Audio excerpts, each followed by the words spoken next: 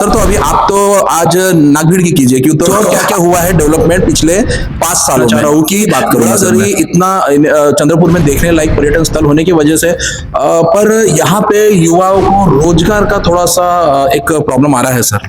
उसके बारे में बात कर रहे थे, जैसे युवाओं के रोजगार के बारे में तो नियोजन करना चाहिए या तो कुछ तो नियोजन होना चाहिए सर। इसके बारे में आपका क्या ख्याल है, आप क्या कहना चाहता है? तो उसको क्वालिटी एजुकेशन यहाँ पे नागभीड़ में मिल पाएगा तो उसका नागभीड़ वासियों ने कितना लाभ लिया और ये किस हद तक ट्रांसपेरेंसी थी।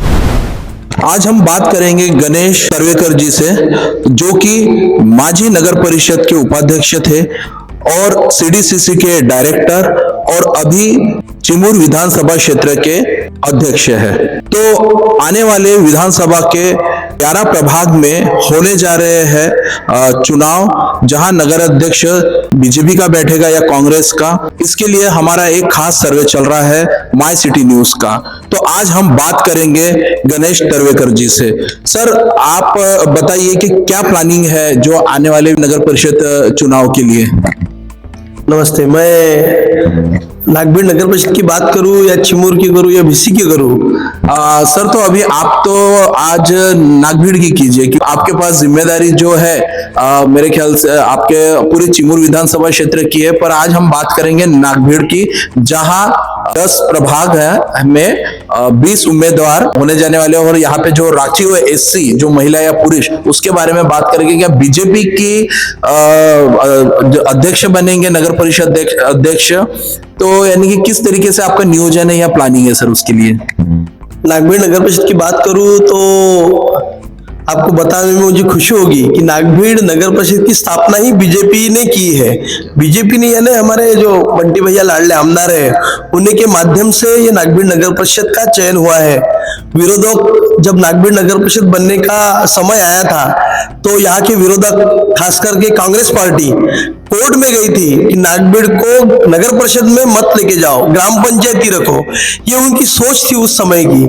और बंटी भैया ने आमदार बनते समय ही बोला, नागभीड़ वालों को वचन दिया था कि मैं नागभीड़ को नगर परिषद बना के दिखाऊंगा। उन्होंने आजू बाजू के 9 गांव जोड़कर नागभीड़ नगर परिषद की निर्माण किया।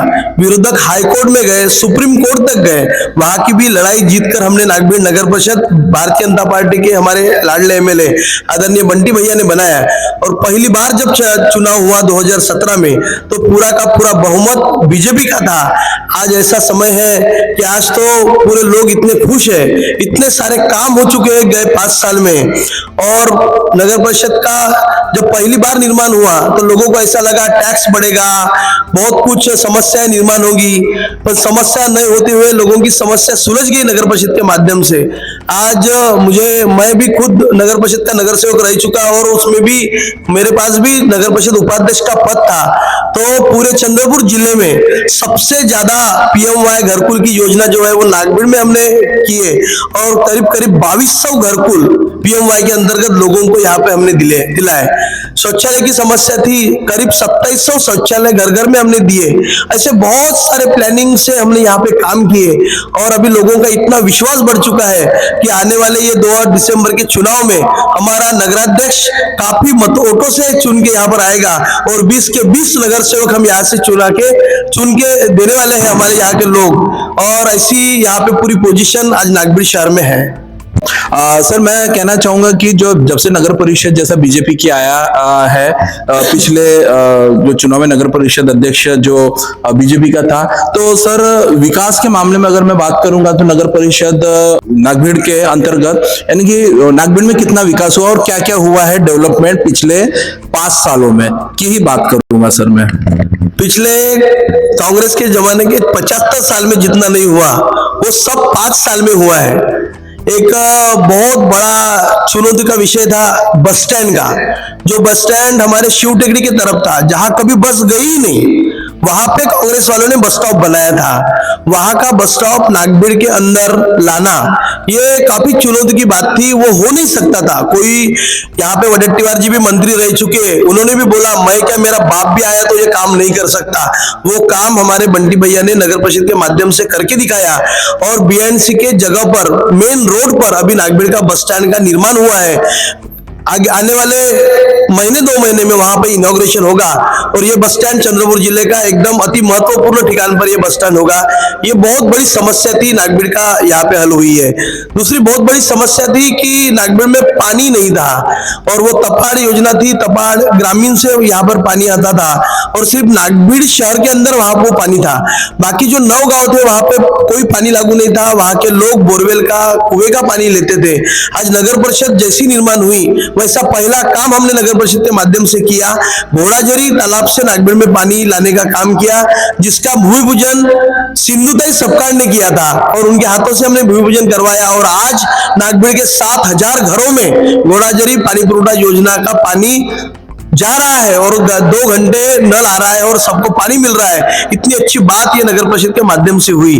उसके बाद बहुत सारे काम यहाँ पर हुए हैं। यहाँ पे आपने जो घोड़ाझरी का जो नाम लिया, ये बहुत ही अच्छा, बहुत ही सुंदर पर्यटन स्थल है। पर सर मैं यानी कि थोड़ा सा इसमें आपको एक प्रश्न पूछना चाह रहा हूँ कि घोड़ाझरी इतना चंद्रपुर में देखने लायक पर्यटन स्थल होने की वजह से पर यहाँ पे युवाओं को रोजगार का थोड़ा सा एक प्रॉब्लम आ रहा है सर, उसके बारे में रोजगार के संदर्भ में आपका क्या नियोजन रहेगा आने वाले दिनों में? अगर आपकी नगर परिषद में अध्यक्ष होते या तो आप जीतते तो कम से कम कुछ युवाओं के लिए आप कुछ करना चाहोगे सर आपके पार्टी के माध्यम से? आपने घोड़ाझरी का विषय निकाला तो मैं बताना चाहूंगा, अंग्रेज कालीन ये घोड़ाझरी तालाब है, वहां पे पर्यटक ऑटोमेटिकली वहां पर आते हैं। तो हम बात कर रहे थे जैसे युवाओं के रोजगार के बारे में, तो युवाओं के रोजगार के बारे में जो अपन बात कर रहे हैं वहां पे बहुत बड़े पैमाने पर हमारा चल रहा है कि युवाओं को और महिलाओं को रोजगार कैसे मिले। पहली बात तो घोड़ाझरी तालाब से अपन करते हैं। ये अंग्रेज कालीन घोड़ाझरी तालाब था, अभी तक वो अंधे का ही था, लोग ऑटोमेटिकली पर्यटक वहां पर बहुत सारे आते थे बारिशों में। मात्र वो जो जगह थी वो जगह किसी की नहीं थी, ना फॉरेस्ट की थी, ना महसूल की थी, ना सिंचाई विभाग की थी। जस्ट बना लिया कि अंग्रेजों ने, वो तालाब बन गया। पर वहां पर अगर डेवलपमेंट का कुछ काम करने जाते हैं तो वहां पे जगह का बड़ा प्रॉब्लम आता था। आमदार साहब ने वो पूरे जगह का प्रॉब्लम छुड़ाया और अभी बहुत बड़े इन्वेस्टरों से वो बात चल रही है, गवर्नमेंट से भी बात चल रही है। करीब करीब 1000 करोड़ रुपए का वहां पर रोजगार का एक केंद्र बन रहा है, एक पर्यटन का बड़ा हब बनने जा रहा है। मुंबई में जैसे कि वाटर पार्क है, वो वाटर पार्क के धरती पर यहाँ पर भी बहुत बड़ा वाटर पार्क का चालू है काम और कोई इन्वेस्टर यहाँ पे आके भी गए, जगह देख के भी गए। अभी गवर्नमेंट से उनकी बात चल रही है और वहां पे वो आमदार साहब ने शब्द दिया है, इसलिए वो पक्का होगा। दूसरी बात, अपने गढ़चिरौली जिले में अभी दुनिया का सबसे बड़ा स्टील प्लांट होने जा रहा है। वहां पे बहुत सारे इन्वेस्टर आ रहे हैं और उनको जगह का प्रॉब्लम चल रहा है। तो हमारे आमदार साहब ने 2-3 इन्वेस्टरों से उनकी बैठक चालू है और यहाँ पर जगह देने की भी कोशिश चल रही है कि गवर्नमेंट की या प्राइवेट लैंड, यहाँ पर 1000 एकड़ की एक लैंड देने का और यहाँ पे बहुत बड़ा स्टील प्लांट का जो भी काम है वहां पे खींच के लाने का, जिसमें से अपने युवाओं को इधर रोजगार मिले। ऐसा एक काम, एक वर्किंग इसमें चल रही है। बचत गट के माध्यम से भी महिलाओं को रोजगार देने का आदरणीय आमदार साहब का कुछ इन्वेस्टरों से मिलके, बैंक से मिलके ये भी काम चल रहा है। लास्ट पेज पे ये काम है। आने वाले दिनों में दिखेगा कि पूरे हमारे ये इधर के एरिया में सबसे बड़ा हब नागभीड़ होगा। नागभीड़ वैसे भी सेंटर पॉइंट है, इसलिए नागभीड़ हब होगा और नागभीड़ में कम से कम 5000 युवाओं को रोजगार देने का, 5000 महिलाओं को रोजगार देने का वर्किंग में काम चल रहा है। हम उसमें ज्यादा बात नहीं करेंगे, पर आने वाले 1-2 सालों में आपको नागभीड़ में ये सब होते हुए दिखेगा। ठीक है, पर सर मुझे एक बात बताइए, यहाँ पे हम लोग नागभीड़ एरिया में, यहाँ पे नजदीक पास जो खेड़े है, गांव है, बस्ती है, यहाँ पे आए दिनों जो टाइगर का हमला होता है, बिबट का हमला होता है और इसमें किसान बहुत अपनी जान गंवा रहे हैं। और बीच में तो एक ऐसी भी हमने घटना सुनी कि बच्चे को टाइगर ने लेके चले गया और यानी कि उस पे घातक, प्राणघात हमला किया। तो इसके लिए कुछ तो नियोजन करना चाहिए या तो कुछ तो नियोजन होना चाहिए सर, इसके बारे में आपका क्या ख्याल है? आप क्या कहना चाहोगे? बात बराबर है आपकी। दुनिया के सबसे ज्यादा टाइगर हमारे ताड़ोबा में है और ताड़ोबा और इधर घोड़ाझरी का जो जंगल है वो सब एरिया एक में से जुड़ा हुआ है। सबसे ज्यादा टाइगर होने से इधर टाइगर के प्राणघातक हमले हो रहे हैं, बहुत सारे किसानों ने जान गंवाई है। अति दुखद ये बात है। पर अभी ऐसा है कि जंगल बोले तो प्राणी का रहना, उनका वो घर है वो, और हमारा घर तो जमीन है, पर अभी और जमीन से लगाव हमारे काश्तकार होने से, जंगल से जुड़ी हुई जमीन है, खेती है और जंगल को लग के है। तो सर आपने इसकी जो है माहिती यानी कि फॉरेस्ट डिपार्टमेंट के संबंधित अधिकारियों को वगैरह की या तो इन्फॉर्म किया उनको बार बार जो हमले हो रहे हैं? हम बार बार फॉरेस्ट वालों को ये बात बताते हैं, जहाँ पे भी हमले हुए हैं उनके बारे में तो हम दुख जताते हैं, पर हम फॉरेस्ट वालों को बोलते हैं कि टाइगर इधर जो भी अपनी सुविधा है लोगों को पहले मालूम होना चाहिए, कैमरे लगने चाहिए, वो सारी बात हम बार बार फॉरेस्ट ऑफिस वालों से बोलते हैं। और स्टॉप बढ़ाने की भी मांग की, कई पिछले दिनों में यहाँ पे पूरा स्टॉप बढ़ा है, और अभी फॉरेस्ट वाले साथ में जाकर, अभी धान कटाई का सीजन शुरू है तो हमारे फॉरेस्ट वाले अफसर वहां पे जाके, वहां पे सब कर्मचारी रहते हैं और फिर लोग वहां पे खेती में काम करते हैं। ऐसा हमने उनको बोला है कि लोगों को भी इन्फॉर्म किया है कि आपको खेती में जाना है तो फॉरेस्ट ऑफिस को इन्फॉर्म करो, वो लोग वहां पर आपको बंदोबस्त देंगे। पुलिस बंदोबस्त जैसा रहता है वैसा फॉरेस्ट का बंदोबस्त अभी खेतीबाड़ी में चालू हो गया है। हमारी लोगों से भी अपील है कि आप अगर खेती में जाते हैं तो एक कॉल फॉरेस्ट ऑफिस को करो, वो आपको सभी सिक्योरिटी देने के लिए तैयार है। इसमें सर जो प्रशासन हुआ, फॉरेस्ट डिपार्टमेंट जो पब्लिक के जो तो हित में तो हमेशा सक्रिय रहता है यहाँ पे। हाँ, फॉरेस्ट ऑफिस सक्रिय रहता है, हम भी पक्ष के माध्यम से पूरे सक्रिय हैं, और जहाँ पे भी ऐसा कुछ होता है हम सभी मिलके जाते हैं और फॉरेस्ट ऑफिस को सतर्क करते हैं। वो भी सब अच्छे सतर्क, वो भी ऑफिस अभी सतर्क है और काश्तकारों को सब सुरक्षा दे रहे हैं।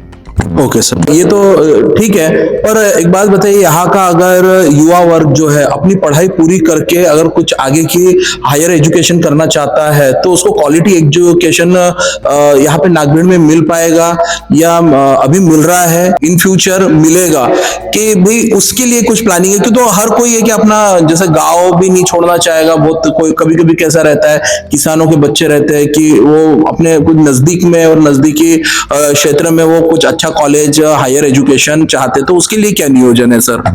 देखो, अपना नागभीड़ शहर है पर अभी एजुकेशन में बहुत सारे सेक्टर है, बहुत सारे फील्ड है, तो नागपुर कनेक्टिविटी बहुत नजदीक है। नागपुर नागभीड़ अंतर भी बहुत ज्यादा नहीं है, जहाँ जो भी क्षेत्र बच्चे चुनना चाहते हैं वो नागपुर लाइक करते हैं। और हमारे एकदम नजदीकी ब्रह्मपुरी है जो 17-18 किलोमीटर पे है, पहले से एजुकेशन हब करके उसका नाम है। चंद्रपुर जिले में ब्रह्मपुरी का एक अच्छा नाम है, तो यहाँ के बच्चे ब्रह्मपुरी और नागपुर पढ़ाई के लिए जाते हैं। नागभीड़ में भी एजुकेशन केजी से पीजी तक एकदम अच्छा एजुकेशन नागभीड़ में है, पर अलग अलग क्षेत्रों में अगर जाना चाहते हैं तो उनको नागपुर ही नजदीक है और वहां जाने के लिए कोई प्रॉब्लम नहीं है। हम पूरा हेल्प करते हैं आमदार साहब के माध्यम से, कई बच्चों को यहाँ पे हमने पढ़ाने के लिए यानी मदद की है, और बहुत सारे बच्चों को आगे बढ़ाने के लिए भी हम पूरे पक्ष के माध्यम से मदद करते हैं। नागभीड़ से एक कलेक्टर है, एक 2 IAS ऑफिसर है, बहुत सारे उच्च पद पर यहाँ पर एक IFS है। हमारे जो पिछले साल में हमारे साथ में जो डॉक्टर हीरे सर नगराध्यक्ष थे, उनका बच्चा अभी IFS है। बहुत सारे उच्च पद पर यहाँ के बच्चे गए हुए हैं और सारे बच्चों को हम मदद करते हैं। हम एजुकेशन से एकदम जुड़े हुए हैं और हम सबको एजुकेशन बहुत प्यारा लगता है। मेरी खुद की भी संस्था KG से PG तक मैं भी एक स्कूल चलाता हूँ, कॉन्वेंट चलाता हूँ, CBSE स्कूल चलाता हूँ।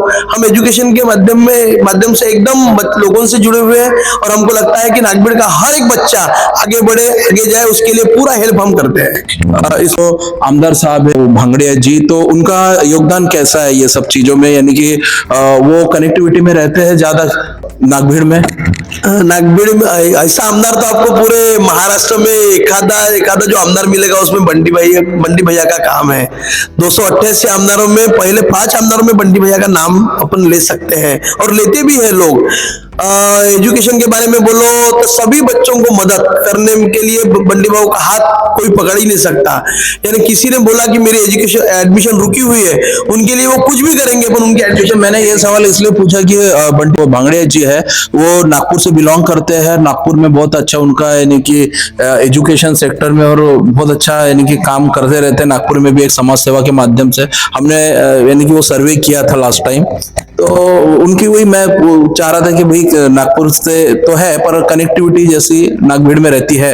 उनका नागपुर से कनेक्टिविटी छोड़ो, उनका तो बॉम्बे में भी कनेक्टिविटी है, पूरे महाराष्ट्र में कनेक्टिविटी है, पर नागभीड़ चिमूर ऐसा क्षेत्र, उनका जो चिमूर विधानसभा क्षेत्र है कोई आदमी बोल नहीं सकता कि बंटी भैया नागपुर में रहते हैं, क्योंकि वो सुबह 8 बजे खाना खा के निकलते हैं तो रात में 2 बजे तक इधर ही रहते हैं। इसलिए लोगों को ये पता भी नहीं है कि बंटी भैया नागपुर में रहते हैं। सबको मालूम है वो चुमुर में रहते हैं, किसी को मालूम है नागभीड़ में रहते हैं। इतनी अच्छी कनेक्टिविटी है, सभी शादी में जाते हैं, कोई बारसे में जाते हैं, कोई समारंभ में जाते हैं, एक भी प्रोग्राम वो कभी छोड़ते नहीं। आदमी यानी man to man, heart to heart, ऐसा उनका वर्क है। और सभी क्षेत्र में एक भी क्षेत्र ऐसा छूटा नहीं है कि जहां बंटी भैया का काम नहीं है। ऐसे आमदार मिलना तो काफी मुश्किल काम है, हमको भगवान जैसे वो आमदार मिले हैं। सर, इस बार नगर परिषद के चुनाव के लिए नामांकन कितने आए हैं यहाँ पे? हमारे पार्टी के अगर संबंध में बोलेंगे हम, तो हमारे पार्टी की तरफ तो इतनी डिमांड है कि हम अभी किसको टिकट देंगे, देना और किसको नहीं देना, ये बहुत बड़ा सवाल है। पर हमारे सभी पक्ष के जो लोग हैं वो इतने अच्छे हैं कि हम पार्टी के लिए काम करने के लिए तैयार है, ऐसा तो बंटी भैया को बोल के गए। और हमारे तरफ अभी कम से कम 100 लोगों ने फॉर्म भरवाए हैं। अभी हम तो सीट 20 लोगों को ही देंगे, पर बाकी लोग सब पार्टी के लिए काम करने वाले हैं। कहीं पे कोई बंडाखोरी यहाँ पर नहीं होगी, इतना। ठीक है सर, इसके अलावा जो नगर परिषद के माध्यम से जो घरकुल योजनाएं है या तो स्वच्छ भारत की योजनाएं है, बहुत सी योजनाएं, तो उसका नागभीड़ वासियों ने कितना लाभ लिया और ये किस हद तक ट्रांसपेरेंसी थी, ये बताइए सर। बिल्कुल, नागभीड़ नगर परिषद के माध्यम से जितना विकास पूरे चंद्रपुर जिले के नगर परिषद में नहीं हुआ होगा, उतना विकास नागभीड़ में हुआ।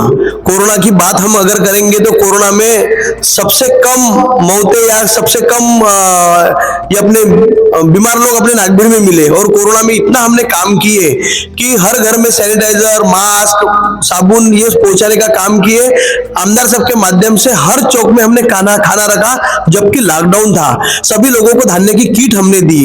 नागभीड़ में शिव टेकड़ी है, शिव टेकड़ी का हमने विकास किया। शिव टेकड़ी को पायरी बनाई, अभी शेड बन गया।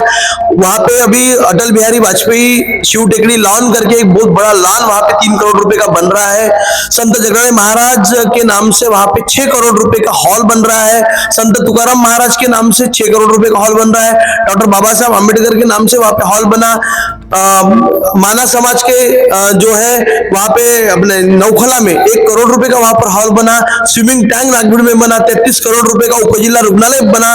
सभी लाइट हमने बदले, पूरे लाइट एकदम चकचकित है। बेंचेस लगाए, बोरिंग लगाए, ग्रीन जिम हमारे यहाँ 32 ग्रीन जिम हमने लगाए।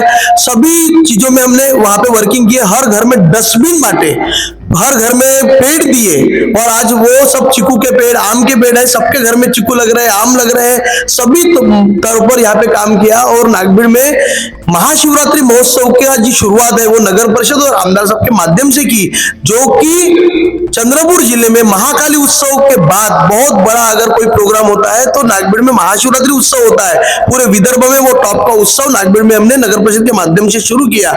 ऐसे बहुत सारे काम हमने किए हैं और आपको हमने सभी चीजें दिखाई है। सब ट्रांसपेरेंसी है। यहाँ पे कोई 1 रुपए का घोटाला क्या 1 रुपए किसी से लिया होगा तो यानी कोई विषय ही नहीं है। कोई पैसे का, खाने का, कोई आमदार साहब का कोई विषय ही नहीं है। एकदम ट्रांसपेरेंस काम है और लोगों का पूरा विश्वास है। और इस विकास के माध्यम से ही हम आगे चुनाव के लिए तैयार है और पूरे लोग हमारे साथ हैं। आने वाले चुनाव में नगराध्यक्ष और पूरे नगर सेवक आपको 3 दिसंबर के चुनाव में दिख जाएंगे। जैसा चमत्कार बिहार में हुआ वही चमत्कार सेम नागभीड़ में होने वाला है। पूरे आपको कॉन्फिडेंस है सर, पूरे 20 सीटें निकलेंगे? पूरा कॉन्फिडेंस है, 20 के 20 सीट निकलेंगी। कांग्रेस यहाँ पे 0 है और कोई काम कांग्रेस किसी का करती नहीं, सिर्फ चुनाव में नोट लेके आती है और हमारे लोग नोट लेके वोट देते नहीं। ये बात तय है। नागभीड़ का आदमी, नागभीड़ नगर परिषद के क्षेत्र के लोग विकास के नाम पे वोट देने वाले हैं। बंटी भैया के पैनल को, भारतीय जनता पार्टी के पैनल को, पार्टी को पूरे के पूरे वोट यहाँ पर मिलने वाले हैं। ये थे हमारे साथ गणेश तर्वेकर जी, चिमूर विधानसभा क्षेत्र के अध्यक्ष। मैं ताज, माई सिटी न्यूज से चंद्रपुर। धन्यवाद।